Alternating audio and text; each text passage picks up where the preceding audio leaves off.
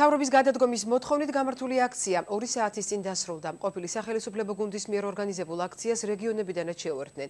ნაციონალური მოძრაობის მხარდამჭერების შეკრება კონტრაქციების ფონზე მიმდინარეობდა. პარტიის ლიდერებმა ხელისუფლების საქმიანობა გააკრიტიკეს და მთავრობის გადადგომა მოითხოვეს. ოპოზიციონერმა ლიდერებმა მოთხოვნების შეუსრულებლობის შემთხვევაში პერმანენტული აქციები დაანონსეს.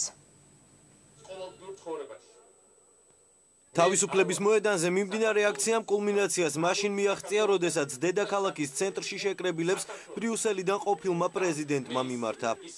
ჩემი სიცოცხლე, ჩემი ცხოვრება გეკუთვნით თქვენ, გეკუთვნით ჩვენ ქვეყანას, ჩვენ სამოყო საქართველოს. გული მიკვდება იმაზე, თუ რა ხდება ჩვენს საფთაყვანებელ საყვარელ საქართველოში. ბრიუსელიდან პირდაპირ ტრანსლაციამდე სპეციალურად დამონტაჟებული სცენის ტრიბუნა ნაციონალური მოძრაობის ლიდერებმა დაიკავეს. მათ მოქმედი მთავრობის ეკონომიკური პოლიტიკა გააკრიტიკეს. ოპოზიციის წევრები აქციის მონაწილეებთან ერთად თავისუფლების მოედნამდე მსვლელობით მივიდნენ.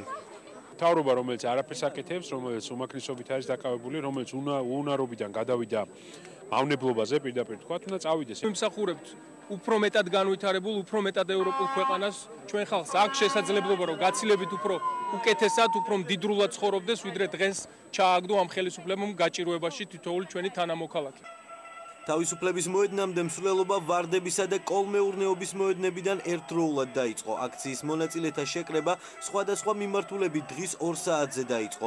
ამის შემდეგ ქვეყნის რეგიონებიდან ჩამოსული მოსახლეობა თავისუფლების მოედნისკენ შეძახილებით დაიძრა. აქციაზე გამოჩნდა ევროკავშირისა და უკრაინის დროშებიც.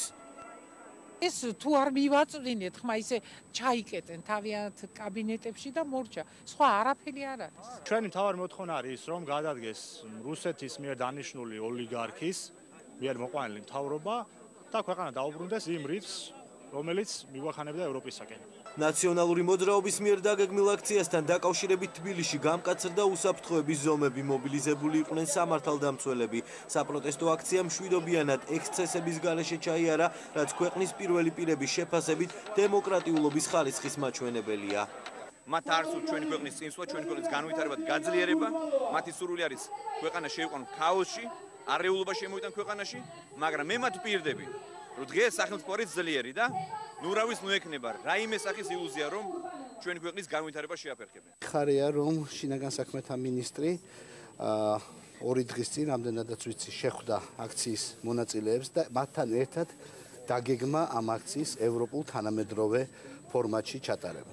ეს ძალიან მნიშვნელოვანია, იმიტომ ჩვენ ვაშენებთ დემოკრატიულ საზოგადოებას. თავისუფლების მოედნის შემდეგ აქცია მცირე შემადგენლობით მთავრობის კანცელარიასთან გადაინაცვლა და 7:30-ისთვის დაიშალა. პარალელურ რეჟიმში კონტრაქცია გაიმართა საზოგადოებრივი მაუწყებლის შენობასთან, სადაც ნაციონალური მოძრაობის წინააღმდეგ ხელმოწერების შეგროვება დაიწყეს.